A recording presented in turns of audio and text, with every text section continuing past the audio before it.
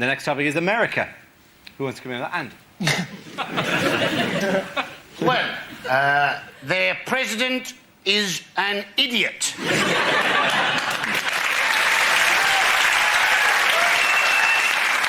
That's all I've got on that one. No, this is the man, right? He wants to try and put a person on Mars by building a stopping-off station on the moon. Now, the moon is 378,000 kilometres away. Mars, 78 million kilometres away. Trying to put a person on Mars by building a stopping-off station on the moon is like going to New Zealand by building a stopping-off station at the end of your bloody garden. Thank you very much, Andy. The subject is junk food. Russell. Hello. Am I allowed to take this out? Or do I have to... Go for it. Slick. There was an amazing thing the other day. Apparently 15% of 2 to 11-year-olds in England are now obese, and the government's going to ban telly adverts of junk food till 9 o'clock so the kids can't watch. And you find yourself screaming at the telly, if your 2-year-old's obese, that isn't telly's fault, that's your fault. How can you possibly ban the adverts? Ban your fanny until you can look after what plops out of it. That is unbelievable. There's ways and means. My dad invented something, right, to make us eat our dinner. My sister would never eat it. She was like, no, it looks disgusting, Dad, no way to eat it, right? My dad invented something called the dinner witch. So, my sister was like, it looks disgusting. My dad would wink at me. I'd pop outside, ding-dong on the doorbell. My dad would then look into my sister's 8-year-old face and go, oh, Kerry, who could that be? During dinner time, with your plate still so full. I don't suppose it could be the dinner witch. At which point, my sister would like, slick.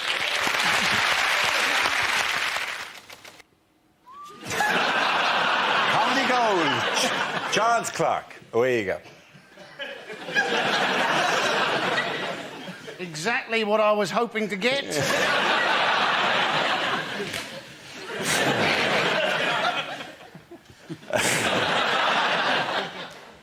Charles Clark, a man who's just been having a go at Gordon Brown, also having a go in the last 6 weeks at Tony Blair. Of course, this was the idiot, ladies and gentlemen, who actually mucked up with the foreign prisoners and deportation. He said he became aware of the problem in July 2005, but he only became fully aware of the problem in October 2005. Now, I don't know about you, if you've got a problem, how long it might take you to go from being aware of the problem to being fully aware of the problem.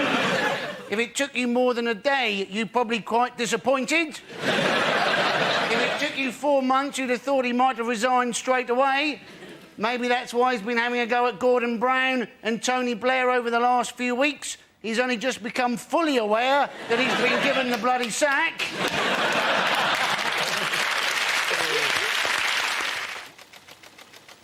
Protest marches. Who's up first? Any come in and protest? Yeah. Russell. OK. The only protest march I went on the Countryside Alliance March. I'm not pro or anti-fox hunting. I just quite like watching posh people get beaten up. I know it's wrong, but if you can find me a more glorious noise than then I'll happily listen. Come on, it's going to be fun, isn't it? And it's just so much fun baiting right-wing people. What do you think about fox hunting? I'll tell you what I think. If we didn't chase the fox, the entire bloody country would be overpopulated by foxes. Is that what you want, some hideous land of the foxes? Me, unable to leave my house and fear a fox wandering up to me, stabbing me in the gizzards? Is that what you desire? Looking across my lawn to see fox upon fox, prowling along my paddock, flicking the V's at me, walking hand in hand with asylum seekers? Is that what you want? Very good, Russell. Well done, Russell Howard. It's transport. Away you go. Now, we have had bus lanes, we have had cycle lanes, we have a new initiative, combined bus and cycle lanes. What a crap idea that is. If there are two things that should never go together, it would be like having a path in the jungle for walkers and lions. You may also have seen that on our public transport system we now have an advertising campaign. Please ask, is this your bag, to stop unattended packages? Now, quite who you're supposed to ask, is this your bag too, if the package is genuinely unattended. But as I remember rightly, the problem with the London bombings was not with unattended packages. The problem was very much with packages which were fricking attended. You'll hardly like to go up to somebody wearing a rucksack and go, is this your bag? Well done, Andy Parsons. OK, the topic is air travel. Who wants to come in on that? I'll do that. Russell. My favourite story about air travel, there was a bloke a little while ago who got put in prison for 3 days because he refused to stop kissing his boyfriend on a plane flight to South Africa. How magic's that? You can't help but picture him dressed entirely in latex, you know, surrounded by a sea of Burberry on an EasyJet flight. All right, lads, I'm going to make this tense for you. Ramon, let's do the bad thing. Do you want to stop doing that? I'm trying to read Nuts magazine. Whatever. Stop doing that. It's not natural. You're flying. Russell Howard, well done. The next topic is religion. Andy steps to the mic. Muslims do take their religion very seriously, I think at least in part because they have to pray 5 times a day.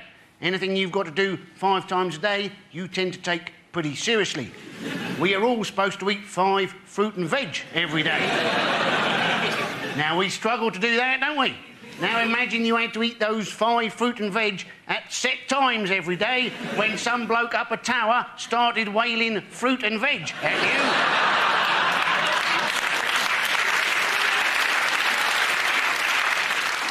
At which point you had to start reciting various passages from Delia Smith's healthy cookbook whilst pointing in the direction of Norwich. Very good, Andy Parsons. OK, the first subject is street protesters. Can I have a volunteer talk about that? I'll do that, Dara. Nation. So, I love street protesters, they're fantastic. The best I saw, there's a lovely old lady who, since the war in Iraq started, she stands outside the Bristol Hippodrome with a big sign that says, toot if you're anti-war. And if you drive past her, go, ha, she does this. Now, I'm not sure, I've made her leap many times. I don't know if I'm anti-war or really pro-pensioner leaping. You know, when you kind of go, why am I doing this? Ha, stop it! Nah, do it! They're everywhere, they're brilliant. There's a bloke that I saw the other day, you know, one of those religious godbotherers, it's fantastic, just with a loud hailer, just pointing at people randomly, you're going to hell, you're going to hell, you're going to hell. Everyone was freaked out, 2 goths delighted, that's a separate issue, but... He pointed at me and I was freaked out, and then he did something wonderful. He pointed at this really strutting black guy. I don't know why the fact that he's black made it cooler, but it really did, right? Pointed at it, went, you're going to hell. Without missing a beat, this bloke just went, no, mate, HMV. And he just sat there going, oh. Well done, Russell Howard. It's health. Away you go.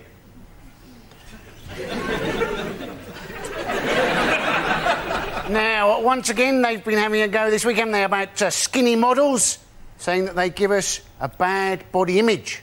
Now, I'm not sure we're quite that insecure, are we? You know, I see a skinny model, I don't think, oh, I better go on a diet. I think, oh, there's a skinny model, I bet they're hungry. I think I'll have a pie.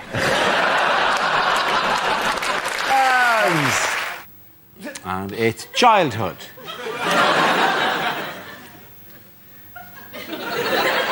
So, I found this out this week, right, that we're giving happiness tests for 6-year-old kids. How ridiculous is that? My friend Wendy's a teacher. Twice a year, there you go. Are you happy? I've eaten my crayons. Which made me happy, so swings and roundabouts, really. Which I also like. It's just the most ridiculous idea. Some bloke writes, this is Maslow's hierarchy of needs. What makes you happy? You! Sneezing. You! I quite like tickling people. You! I like putting marbles up my brother's bum. Now, don't judge me. I did that once. I'm not showing off, but when you're 8 and your little brother's 6, the power you have is incredible. I've got to put some marbles up your bum. Why? If we get enough in there, you turn into a wizard. Fill me up, fill me up! I will. Well done, Russell. The first topic is transport. Andy. Trains are overcrowded, but of course the train companies, they've got an answer for that, haven't they? What do they say? Well, they say, well, actually, overcrowding is quite a good safety measure because apparently during the Cannon Street rail crash, those passengers that were stood up like sardines, they were less badly injured than the ones who were sat down. Now, how can you justify something that's only any good in the event of a crash? And what are you supposed to do if your train isn't very crowded? Are you supposed to stand unnaturally close to people, going, I'm terribly sorry about this, but in the event of a crash, apparently, you're my airbag?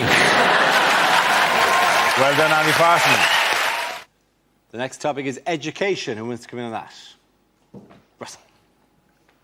I remember school being fun. I think my favourite moment ever in life, pretty much. There was a girl in our school called Lydia. She was trying to make her calculator work. She was repeatedly knocking it against the desk. And after about an hour, our teacher went, Lydia! How would you like it if I banged you against the desk?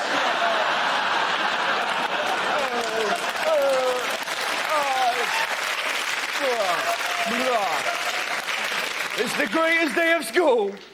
But now it's more sinister, isn't it? Like, they're now talking about teaching 5-year-olds sex education. Of course, people are very angry. It's disgusting! It's too much! Like, calm down. Not going to teach them technique. Right, this is how I like to do it, kids. That's right. Kids aren't going to run home, put dolls around a toy car and go, look, Mum, they're dogging, they're dogging. It's going to be some poor teacher trying to talk to 5-year-olds about love. Can you imagine a harder job? Hello, children. I'm here to teach you about love. Good luck with that, mate. I'm off to lick that tree. Thank you very much. The subject is sport. Who wants to come in on that?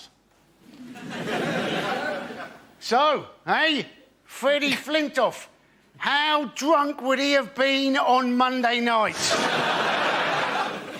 That's all I've got on that one. We have got a great new British hope for our sport, though. Laura Robson, Britain's tennis, 15 years old, both her parents Australian. We don't mind immigration when they've got a bit of talent. We object to people sneaking into Britain on a rubber dinghy unless they can do it really bloody quickly. Thank you very much, Andy Parsons. And the topic is joy. Two very giddy albinos there. Do you know what gives me joy? People who are a bit different. I fell in love with my friend Tom, age 5. He stood up in the middle of a nativity play and went, well, enough's enough. What made it even better, he was the front end of a donkey. I like noises as well. I heard this in a supermarket the other day. Whee! I thought, I'm following that, right? It was an old man skidding on a trolley. He'd done the trolley gauntlet, just whee! Just this blur of giddy wrinkles. What made it even better, a security guard stopped him and went, oi, I've told you. How can that not make you happy? And sometimes we laugh at stuff that we shouldn't. Like, I was in a pub recently, I saw a full-size Jenga topple onto a pissed dwarf. Now, the head says no, the belly says yes! Laugh, Russell! Before the bricks hit his tiny face, he went, bloody hell. A bloke 2 seats along went, that was like 9/11. You're there going, oh, God. Thank you very much, Russell. Andy, on the topic of smoking. Yes. Now, the government, they've made a bit of a muck of this smoking ban. Basically, it looks like in England that they're only going to ban smoking in those pubs that serve food. So a lot of pubs in England have said, well, in which case we're going to ban food and keep smoking. You're now going to have to go outside for a pie.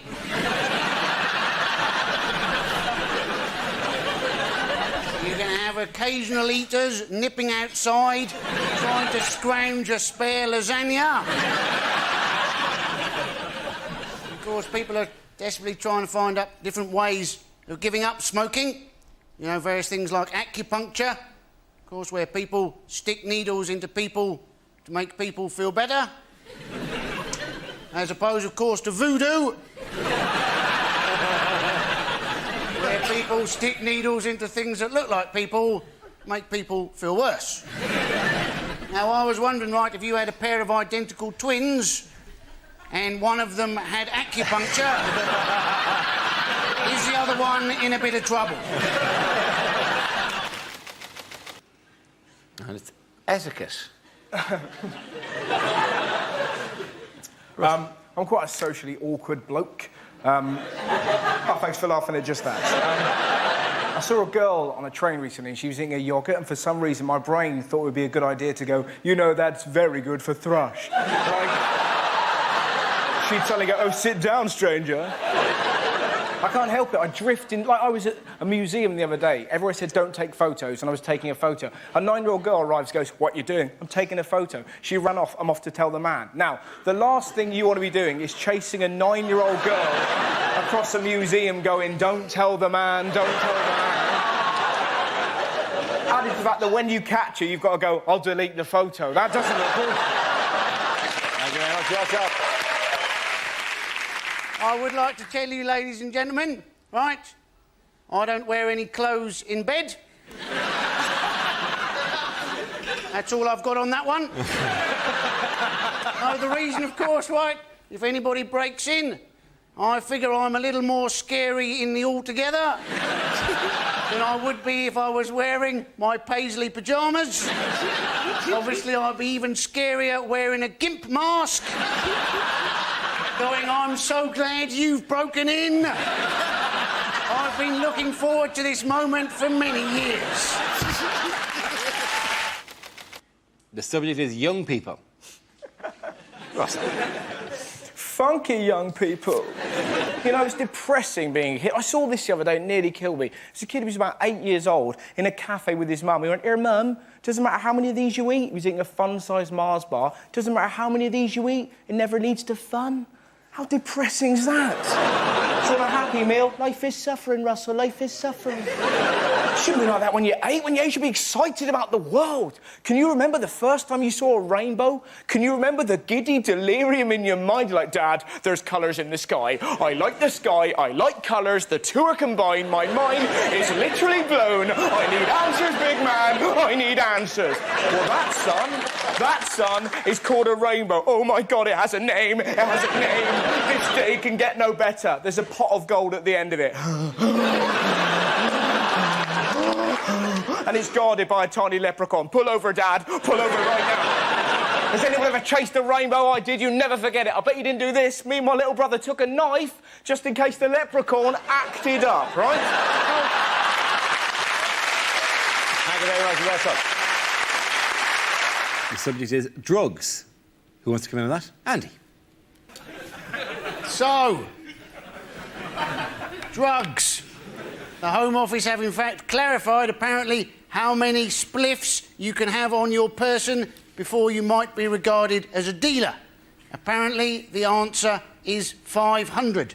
That's a fair amount of personal use, isn't it? You would have thought you could have 500 almost anything on you and be regarded as a dealer. If I had 500 hobnobs on me, I think you could regard me as pushing biscuits. Not that I know that much about drugs, ladies and gentlemen. Apparently the current trend amongst young people is to have an upper followed straight away by a downer just to take the edge off it. Why not just take a bit less of the upper? That to me would be like having a Red Bull and then having a Horlicks straight away afterwards. Well done, Andy. That's fitness. Could have been camel toes. Now,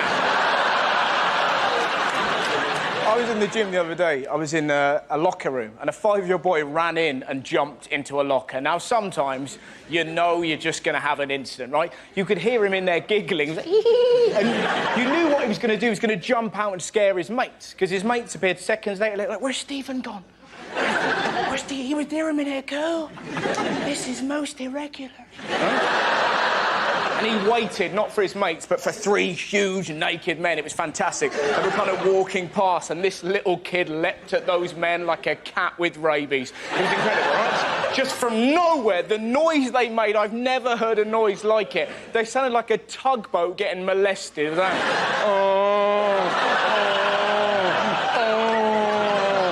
His long-suffering dad is in the showers, obviously heard this and went, "That'll be my bloody boy!" Ran back, confronted this glowing hellbeast and went, "Stephen, what have I told you about acting up in public?" And this little kid cut his dad down with one very simple sentence. "Dad, your willy's moving?" You're just there going, oh, the world is a better place.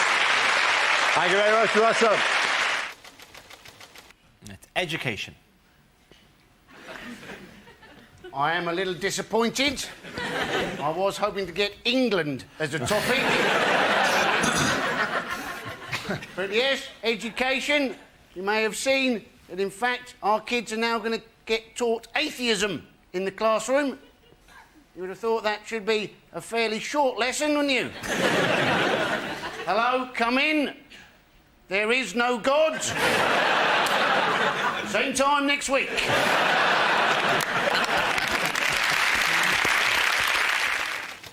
The next topic is the consumer society. Russell. It's all a bit much, isn't it? I went into a shop the other day that said, "Why not try a guilt-free wrap?" You're like, don't make sandwiches evil. Sandwiches are lovely. The bacon sandwich, one of the loveliest things in the world. What is a bacon sandwich? Essentially, it's bread giving a dead pig a cuddle. It's a lovely thing. I love you, Mr. Pig. Why do the Jews hate me? It's lovely. I was really down about it, and then I saw this wonderful thing that I think could only happen in the West Country. The bloke behind the counter in this shop yawned. The bloke in front of him, who did not know him, popped his finger in his mouth and went, "Ooh, yawn rape," and I nearly died. I had never seen a yawn rape. And now you've learned about it, you can't not do it. You'll be on a bus, you'll see an yawn rape, you can't help it. Did the bloke behind the counter headbutt him? No, he didn't. The bloke behind the counter giggled and went, "It's a good job I didn't fart, wasn't it?" And you're sat there going, well, the world is a better place. Thank you very much, Russell.